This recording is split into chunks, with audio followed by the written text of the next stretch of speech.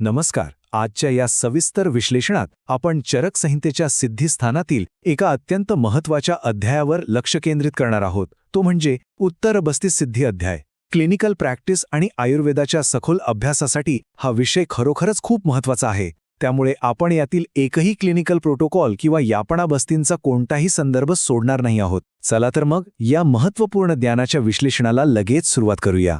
आपला आजचा अभ्यास अतिशय पद्धतशीर असणार आहे. आपण एका लॉजिकल क्लिनिकल ब्लूप्रिंटप्रमाणे पुढे जाणार आहोत. शुद्धीकरणानंतरची काळजी, त्यानंतरचे महादोषकर भाव, त्यांच्या चिकित्सा, यापनाबस्तींचा संपूर्ण खजिना आणि शेवटी त्यांचे उपद्रव व व्यवस्थापन असा हा क्रम असेल. चला पहिल्या विभागापासून सुरुवात करूया. अध्यायाचा उपक्रम. वमन, विरेचन किंवा निरूह बस्तीसारख्या शक्तिशाली शुद्धीकरणानंतर रुग्णाला तात्काळ कशा प्रकारची काळजी द्यायची याचे हे मूलभूत नियम आहेत. मूळ ग्रंथात या स्थितीसाठी एक अतिशय सुंदर उपमा दिली आहे. पक्ष्याचं अंड किंवा काठोकाठ भरलेलं तेलाचं भांडं एका ठिकाणाहून दुसऱ्या ठिकाणी नेताना आपण किती जपून नेतो. अगदी तशीच आणि तितकीच काळजी वैद्याने शुद्ध झालेल्या आणि दुर्बल रुग्णाची घेतली पाहिजे. यालाच रोग्याचे संरक्षण असं म्हटलं आहे. उपचारानंतर रुग्णाची आंतरिक प्रणाली किती नाजूक असते हे यावरून अगदी स्पष्ट होतं. आता मुख्य प्रश्न येतो तो जठराग्नी कसा प्रज्वलित करायचा. तर यासाठी सुरुवातीला पेया दिली जाते आणि त्यानंतर हा अतिशय अचूक असा रसाभ्यास क्रम पाळायचा असतो. प्रथम स्निग्ध आणि आम्ल, त्यानंतर मधुर रसाचा आहार द्यायचा, मग आम्ल आणि लवण, त्यानंतर मधुर आणि तिक्त आणि सर्वात शेवटी कषाय व कटू रस द्यावेत. हा विशिष्ट क्रम शरीराचे संतुलन पुन्हा मिळवण्यासाठी खरोखरच अत्यंत आवश्यक आहे. बरं, हा रसाभ्यास यशस्वी झालाय हे कसं ओळखायचं? खूप सोपं आहे. रसाभ्यासाने अवश्य झालेल्या व्यक्तीची काही खास लक्षणं दिसतात. जसे की सर्व इंद्रिय कोणत्याही अडथळ्याविना आपले विषय ग्रहण करतात, मन अगदी प्रसन्न असते, मलमूत्रादी वेग विनाअडथळा प्रवृत्त होतात आणि मुख्य म्हणजे ती व्यक्ती पुन्हा आपल्या नैसर्गिक आरोग्यावर येते. आता आपण वळूया दुसऱ्या आणि खूप क्रिटिकल अशा विभागाकडे. 8 महादोषकर भाव. रिकव्हरीच्या काळात हे 8 अहितकर घटक काटेकोरपणे टाळलेच पाहिजेत. रोजच्या वाटणाऱ्या या कृती महादोषकर भाव सेवनाने किती गंभीर आजार निर्माण करू शकतात हे इथे अगदी स्पष्ट होतं. उच्च भाषण म्हणजेच मोठ्याने बोलल्याने डोकेदुखी आणि ज्वर होतो. रथश्रोभ म्हणजे वाहनातून प्रवास केल्यामुळे सांधे सैल पडतात. अधिक चालण्यामुळे आणि अधिक बसल्यामुळे शरीरात आणि श्रोणी भागात तीव्र वेदना होतात. अजीर्णात जेवल्याने किंवा अध्यक्षनामुळे उलटी आणि अतिसार होतो. तसेच विषम आणि अहितकर भोजनाने दौर्बल्य आणि ग्रहणीसारखे विकार होतात. दिवसा झोपल्यामुळे कफज रोग होतात आणि सगळ्यात घातक म्हणजे मैथुन केल्याने अतिशय दौर्बल्य आणि मूत्रशुक्रातून रक्त येणे असे परिणाम दिसतात. शुद्धीकर्मानंतर विश्रांती किती महत्त्वाची आहे हे यावरून नक्कीच समजतं. पण समजा रुग्णाकडून यातली एखादी चूक झालीच तर काय करायचं? अशा वेळी वैद्याकडे चिकित्सासूत्र तयार असलं पाहिजे. या सर्व दोषांसाठी बचाव प्रणाली अतिशय अचूक दिली आहे. उच्च भाषणजन्य रोग आणि अतिचक्रमणजन्य किंवा अत्यासनजन्य रोगांसाठी प्रामुख्याने वातनाशक तेलाचा प्रयोग, स्नेहन आणि स्वेदन करावे. अजीर्ण भोजनजन्य आणि अध्यशनजन्य रोगांसाठी लंघन आणि पाचक औषधे द्यावीत. विषम आणि अहितकर भोजनजन्य रोगांसाठी वाढलेल्या दोषानुसार चिकित्सा करावी. दिवसा झोपल्यामुळे होणाऱ्या रोगांवर वमन आणि उपवास करावा आणि मैथुनजन्य रोगांच्या चिकित्सासूत्रात जीवनीया गणाच्या औषधांनी सिद्ध दूध आणि सगळ्यात महत्त्वाचं म्हणजे यापना बस्तीचा प्रयोग करावा. आणि आज यापना बस्ती शब्दावरून आपण पोहोचलो आहोत आजच्या विश्लेषणाच्या सर्वात सविस्तर टप्प्यावर, यापना बस्तींचे वर्गीकरण.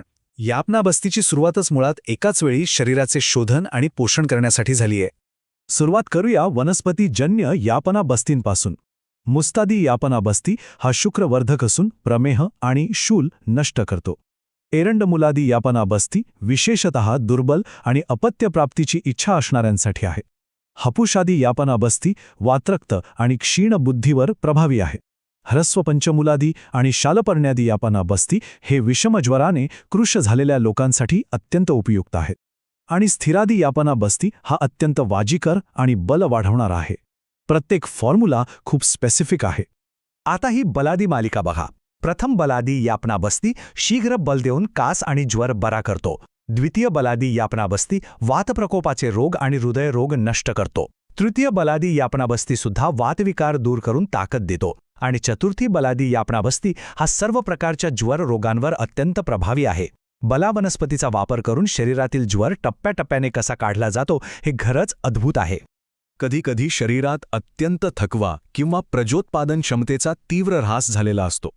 अशावेळी ग्रंथात प्राण्यांच्या मांसाचा आणि अंड्यांचा वापर केलेले हे 3 विशेष बस्ती सांगितली आहेत.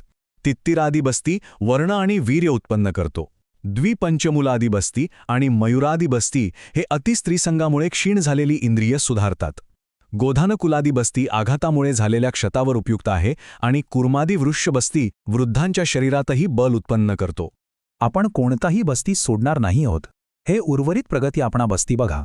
कर्कटक बस्ती अत्यंत वाजिकर आहे. गोवृषादी बस्ती बल देतो. दशमूलमयूरादी बस्ती श्रोणी भागातील वातविकार नष्ट करतो. बृहत्तम बस्ती योग लघवीच्या त्रासावर चालतो. दीपन बस्ती पचनशक्ती वाढवतो. आणि सर्वात महत्त्वाचा सर्व रोगहर बस्ती जो वातरोग नष्ट करून सर्व रोगांवर मात करतो. या सविस्तर यादीमुळे आपला एकही महत्त्वाचा बस्ती कव्हर करायचा राहिला नाहीये. ज्ञानासोबतच आपल्याला हे पण माहीत पाहिजे की जर या प्रशासनादरम्यान काही चुकलं तर काय उपद्रव होऊ शकतात आणि ते कसे हाताळायचे. यापना बस्तीचे प्रामुख्याने 2 उपद्रव लक्षात घेण्यासारखे आहेत. पहिले म्हणजे यापना बस्ती अप्रवृत्ती कर्म. जर बस्ती अधिक मृदू झाला तर तो बाहेर न पडता आतच अडकून राहतो. आणि दुसरे म्हणजे यापना बस्ती अतिप्रयोग दोष.